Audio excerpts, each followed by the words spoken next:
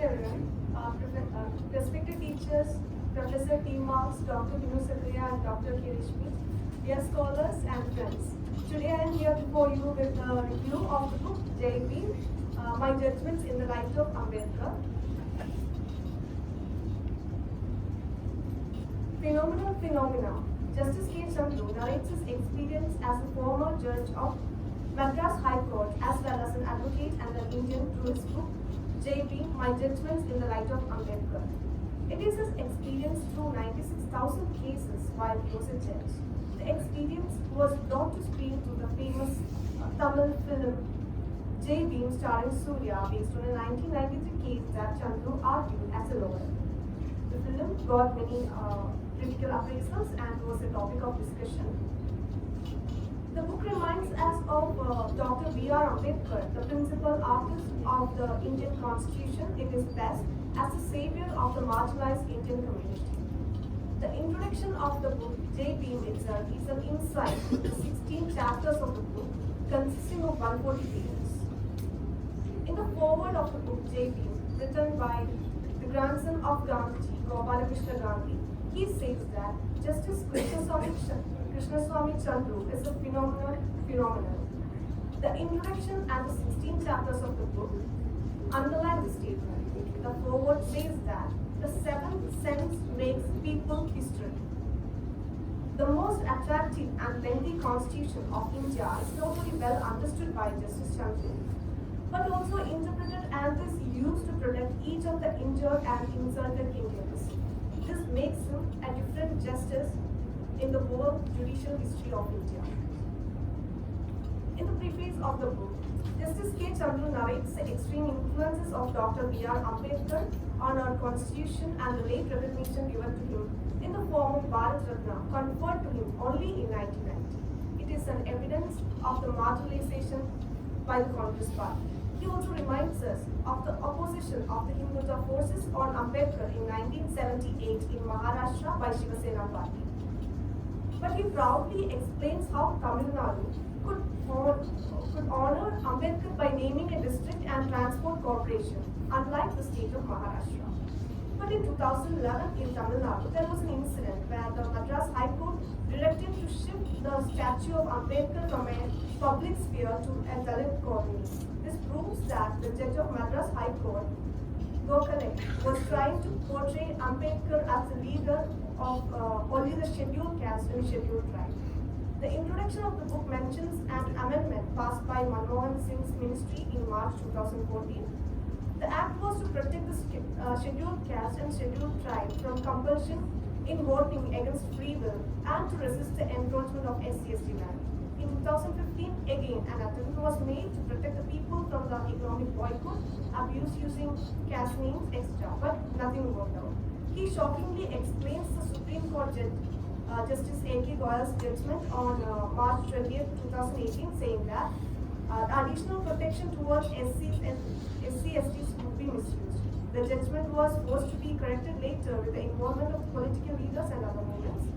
In Gujarat High Court, Justice J.B. Padiwala was against the reservation policy in 2015. According to him, continuing of reservation for the marginalized is something abnormal, and the only solution for him is the anti-corruption movement. There was an incident of similar character in the Vilupuram district. The photo of Ambedkar was removed from the local court. The incident proves that the incredible India, though it is enriched with the best constitution, is run by anti-Ambedkarites and other anti-marginalized people. In second chapter, Why Buddhism, he narrates why Ambedkar was forced to leave Hinduism and join Buddhism on October 4, 1956. Along with lakhs of his followers. His decision was not instant but decided long back in 1935. Also, many believe that liberty, equality, fraternity was the visions of Ambedkar from French Revolution. But Chandru specifies by quoting Ambedkar that he got his ideas from his master Buddha.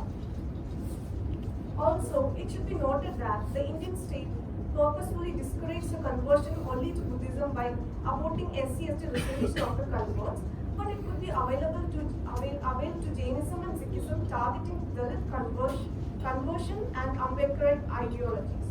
This double standard was corrected only in 1990. From this, we can easily understand how the Indian rulers feared the politics of Ambedkar. The third chapter, religious conversion, says how untouchability is growing in the womb of Hinduism. The roots of untouchability lies in the caste system, Varnashrama and Brahmanism. Ambedkar explains that Brahmanism is autocracy of political power. Also, in this chapter, Justice Chandru doesn't show any hesitation to criticize Gandhiji's approach to Christian missionary work. To Gandhiji, untouchables were without any sense that they could be misled by Christian missionaries by baits or temptations. Justice explains how the Christian missionaries could work progressively among the untouchables by providing education, health, and jobs in the army. Mere conversion cannot save the people from reality is explained by the experience of the fisher folk in Pondicherry in Toothukudi. Converted Christian fishermen left the Christian churches due to the high share demand from the church. When it became unbearable, they left Christianity. He also mentions the Meenakshipuram incident that took place in 1981 in this. There, hundreds of families belonging to Dalit communities converted to Islam in order to overcome the untouchability promoted by the upper caste Hinduism. He reminds us between 1940s and 1980s, only 1,500 people underwent religious conversion, but in 1981, the number went beyond 2,000. The most attractive part of the fourth chapter, Panchami is the quoting of a speech by Chief Seattle to the White Army Chief at Washington in 1854 on his offer to buy their land. Let me quote. How can you buy or sell the sky, the warmth of the land? Justice Chandru is upset that India is now also unable to understand the words of Seattle. The land of Dalits should not be owned by others, is just in papers in our country. And this is the reason why, though the percentage of population of SC and ST are around 25%, their ownership of the land is less than 5%. In this chapter, Equality in Burial Ground, Justice Chandru reminds everybody about the equality we should have after death. He quotes a famous Tamil song which makes us understand that we do not realize equality until the burial ground is reached. Most of the untouchable are not getting decent cremation ground as they are not owners of land. Dead bodies were airdropped to the cremation grounds as the upper caste blocked the entry of untouchables through the common entrance. The Panchayat and other local government bodies are repeatedly forgetting their responsibility of providing decent cremation to the marginalized people.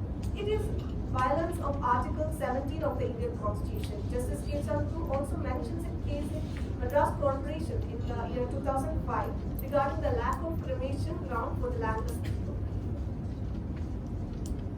In the sixth chapter, Impartiality in Public Utility Services, Rosa Parks and the Montgomery movement are mentioned by Justice Chandru. In this, Rosa Parks influenced even Martin Luther King. It made a wave to Europe also. He explains the situation that is prominent in North India as well as Tamil Nadu. A case came to Justice Chandru in 1999 regarding the issue of public bus that was between Tevas and the Adi Dravidas. Reservation in employment is the seventh chapter. Here in Article 14, it says about the equality before law. 15.4 and 16.4 hints about social and economic justice, but these are possible only by making a political democracy to social democracy. Then only liberty, equality, fraternity are alive. Here Justice explains a reservation in employment is a socially motivated engineering. Here he reminds us how E.V. Ramasamy Naikar resigned from Congress because of the untouchability that prevailed in the Gurukulam run by the Congress party. From the time of Kamraj, there was a system of providing midday meals to the students. It was an encouragement for non-religious mass dining events. Later, during the M.G. Ramachandran rule, noon meal scheme was well established, but the appointment of the cooks to the reservation so that SC books were not appointed. In July 2010, it was removed by the interference of Justice Chandru. Thereby, 25,000 Dalit women got placement in the school kitchens. Also, there was a 1 kilometer limitation for appointing these schools. So most of the Dalit women, they lived lived in the outskirts of the village. So they were unable to get these jobs. The 8th chapter speaks about the sad plight of the library. In the village of Tamil Nadu, different monuments named after leaders from the marginalized class were discouraged. When such a case arose in 2008, Justice Chandru made a verdict against the Thevar group for violation of Article 17. And then, 9th chapter deals with the problem with toilets. Reminiscing of glorious Indus Valley civilization 5,000 years ago, there were established toilets and bathrooms. During those times, bathrooms and toilets were made by burnt clay and sewage channels made of baked mud. But India is now also lacking a proper lavatory system, as like African and other Asian countries. He noted that those people who had toilets at home were coming up against the opening of public toilets. He worked to overcome this situation. He especially mentions Justice Gokhale for the improvement in public toilet facilities. The lack of toilet facilities in the women's sub-jails throughout Tamil Nadu was solved during this time. The 10th chapter speaks about intercaste marriage. Dr. Ambedkar saw intercaste marriage in a positive light, as it can weaken the caste system. But at the same time, he was aware of the limitation of intercaste marriages and intercaste PSC, encouraged by reformists like Gandhiji. Here he is noticing the basic root cause of the caste system, which is embedded in Shastras. As long as Shastras are not destroyed, caste practices won't cease. It was well explained by Ambedkar in 1936 in his article Annihilation of Caste. Here he specifies breaking away from caste is not the solution, but pulling it out by the root is its remedy. But in India, honor killings are active even in the 21st century. Justice Chandru explains many incidents that, and the Supreme Court's verdict against Kham Panchayat in Tamil Nadu, he explains a case that came to his court in 2013. He favored the intercaste marriage and criticized the police department. In the 11th chapter, titled Kodungu Girls, here he explains the need of women's education. A sad incident took place in Madurai, Tamil Nadu in 2011, where a headmaster sexually abused hundreds of little girls in his care. The villagers started their protest under the banner of All India Democratic Women's Association and found that the allegation was true. But later, students and their parents hesitated to report due to the threats from the headmaster and his relatives. Most of the girls in this case were Dalits. A case was filed in Madras High Court by one of the affected girls. Police was trying to sabotage the trial. Finally, 24 students were given compensation. Since then, the girls go to study without any fear. The chapter concludes with a quote by Pandit Jawaharlal Nehru about women's education. The 12th chapter is about right to food habits. Regarding the food habit, there were some religious practices. Every group of people have their own food habits. In Vedic time, it was common for Brahmins to consume meat. Even today, some Brahmins of North India eat mutton and fish, but vegetarianism has become an upper caste political slogan in these days. Elitism or vegetarianism became the symbol of upper caste culture. In Tamil Nadu, the Jayalalitha government tried to implement vegetarianism in 2003, but was furiously opposed by the people. Ambedkar had written in his book, The Untouchables, about the beef-eating nature of untouchables. The correlation between untouchability and the use of dead cow is mostly discussed by the upper caste Hindus. Here, among the Hindus, there are two groups, vegetarians and flesh eaters. Beef eating makes untouchability. Varnashrama says kacha food is evil, but pakka food is precious because of the addition of cow. compensation for in this chapter compensation for atrocities by the police.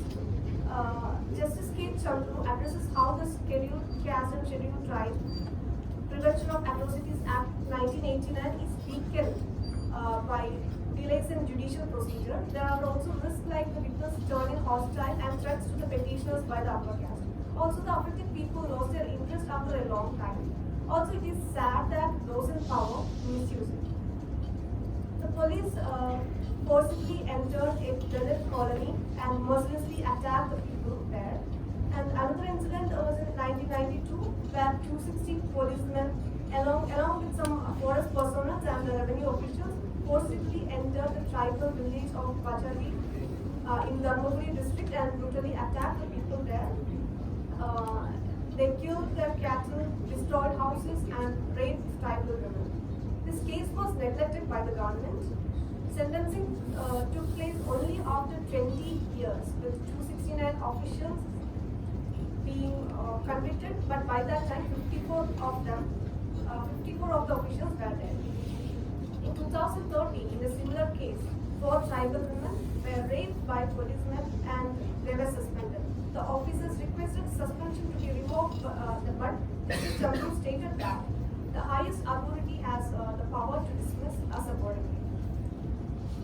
In the 14th chapter, breaking the wall of untouchability, Justice K. Chandru borrows Ambedkar's words to address the need to eradicate casteism by its roots and the root soil.